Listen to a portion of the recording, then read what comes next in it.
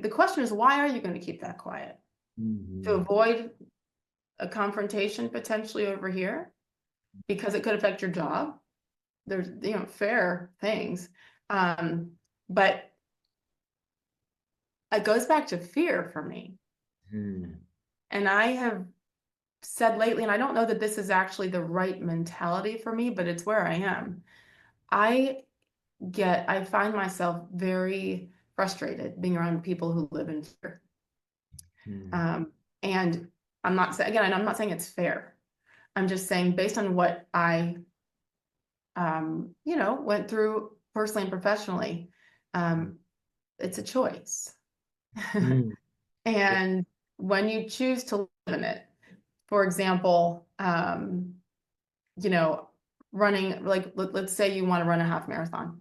But oh my gosh, the training and the fear, am I going to embarrass myself? And oh my gosh, how do I look right now in these leggings? Like all that. Okay, there's a reason why there's some fear there. Push through it. And on the other side, I guarantee you're going to be so proud that you pushed through that fear. Maybe it is just having a conversation with your brother who thinks very differently than you do, and keeping it in, you're always going to wonder. And then it's going to affect how you treat him and probably how he treats you. Have the conversation, know where you are, and no matter what, you never regret it. So I'm saying that with my business right now. I have some fear because I don't have a guaranteed salary like I've had my whole life to support everybody. But if I don't try this, then I'm going to always wonder and always regret it. And so there's obviously, if you are choosing to stay quiet in that level, like to defend yourself, I think you're going to regret that. If you're choosing to stay quiet, not out of fear, but out of like protecting yourself and your family, then I get that too. Just know that either way, there's some negative that comes with it. Not trying, living in that fear, you're going to regret. There's going to be regret there. Not speaking up, not having the conversation.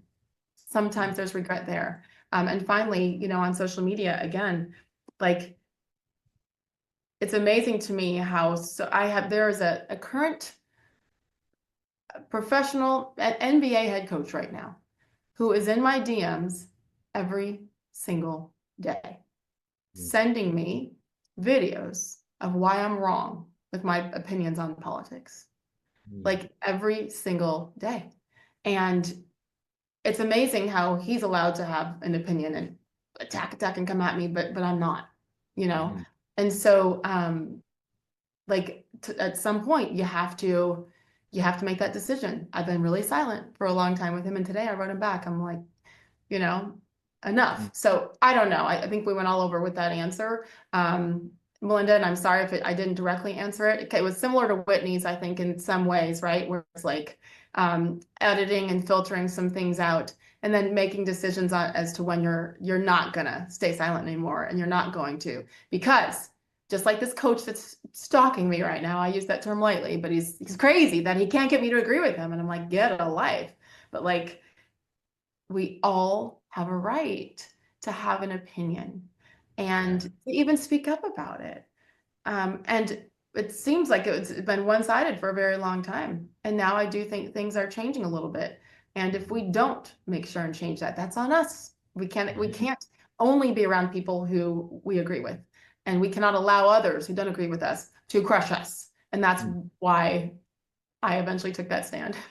I'm so glad you did. Yeah, and Mel, I think a lot of this, what she's talking about there, is reframing. So even with that coach, you can look at that as a negative interaction, or you can look at it as the positive of, look, Sage is speaking, she's speaking back out. That's a positive Yeah, and thing. until he gets ugly, and then he got ugly, and now I'm like, okay, now I'm drawing a line. And now I'm going to draw a line, and I could be indifferent if I'd like, and still regain that peace, right? It's that reframing. One of my favorite quotes, Albert Camus says, "There's always a philosophy for a lack of courage."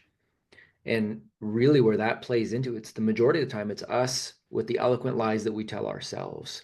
And it's the things we tell ourselves that are based out of what Sage is talking about. It's based out of that fear. And so sometimes if we're willing to just go ahead and be brave enough to examine it and then step into a place of, well, what's the positive on this? We can take control back and at least not be afraid and make a more rational decision. So yeah, it's hard. You got a lot of negativity coming at you, but it ends up being between here and here 9 times out of 10.